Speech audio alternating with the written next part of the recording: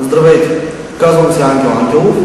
Преподавател съм по информационни технологии в Средно общообразователно училище Сава Доброплодни, град Шумен, и съвместно с Сдружение с нестопанска цел Образование и технологии доразвихме една идея на Джони Ли, която ви дава възможност чрез дистанционно на Nintendo Wii и инфрачервена писалка да си направите интерактивна дъска. В продължение на много години технологичните средства в образователната ни система са сравнително постоянни. Използването на тибиширане на черната дъска, на магнитната дъска, като че ли се поизместиха от въвеждането на новите информационни технологии. Въвеждането на проекторите и компютрите в класната стая коренно промениха не само ергономията на класната стая, промениха и учебните планове, промениха контакта с родителите, оценяването на децата и така нататък. Технологията, използвана от Джони Ли и представена от нас, представлява следното решение. В дистанционното на Nintendo Wii има инфрачервена камера и Bluetooth. Писалката, която използваме ние, има инфрачервен диод, същия като на дистанционните на вашия телевизор.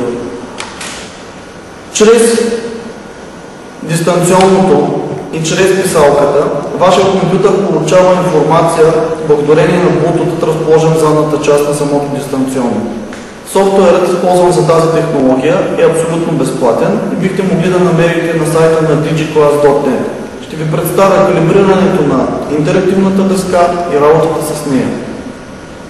Калибрирането е необходимо, за да може писалката да бъде индикирана от Nintendo Remote, като по този начин компютърът ще може да отчита всяко движение на писалката спрямо положението им по успех X и Y на дъската.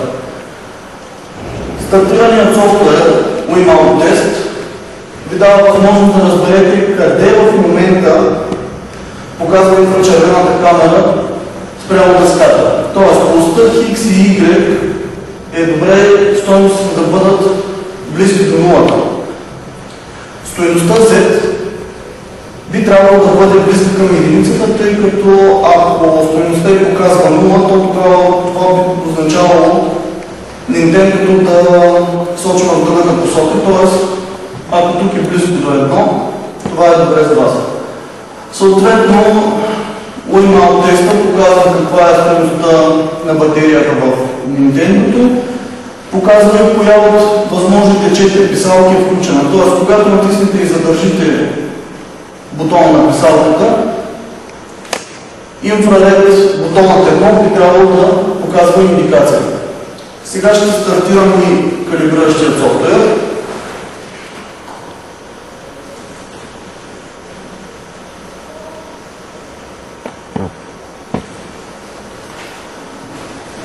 Той показва 4 точки, върху които трябва да щакнете с писалката, като по този начин ще се индикира местоположението на писалката спрямо дъската.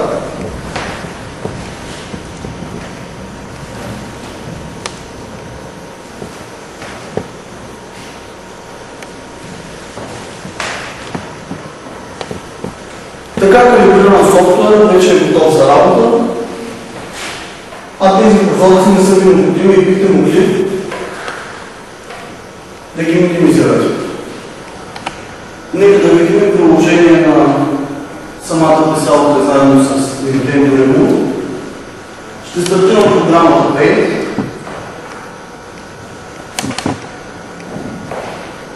Където мога да извършвам всяко едно действие, извършвам с левия бутон на мишката. Мога да рисувам.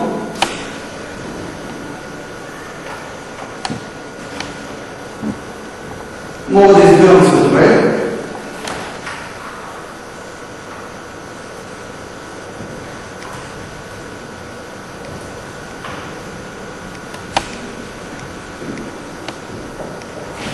Мога да използвам и готовите форми в Paint. Ще стартирам и Microsoft PowerPoint.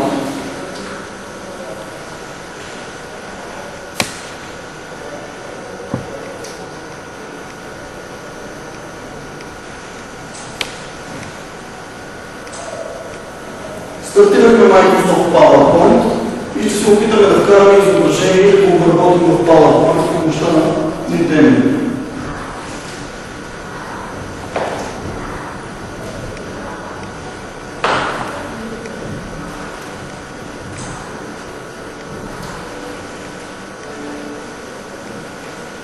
Както виждате, може да вкараме обект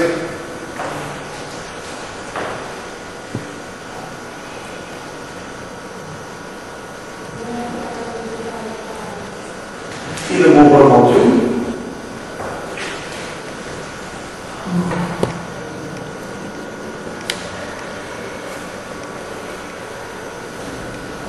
Идеята на писалката е, че тя работи с инфрачервен диод, който бива засичан от инфрачервената камера в Nintendo.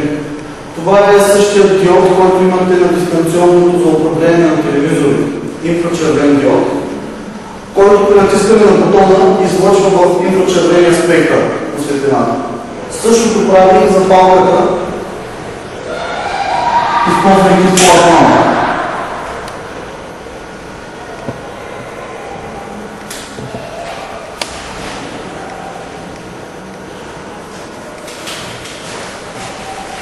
Нека да видим една от новото възможности на приложението на Nintendo Wii заедно с инфрачервената писалка. Бихте могли да акцентирате върху част от презентация, електронен документ или други, използвайки писалката с променящ се цвят и плътност. Освен нея, бихме могли да използваме и транспарентен маркер,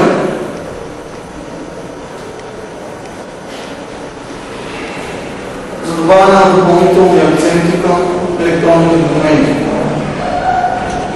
Бихме могли да изпиваме всичко, което сме направили в момента,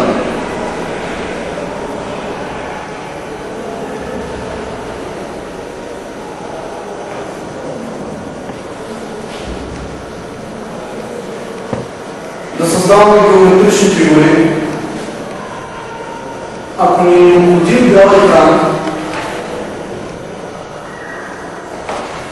на който създаваме текст,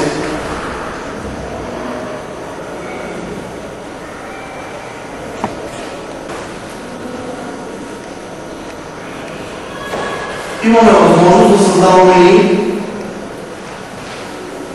изображения върху разграфена хартия.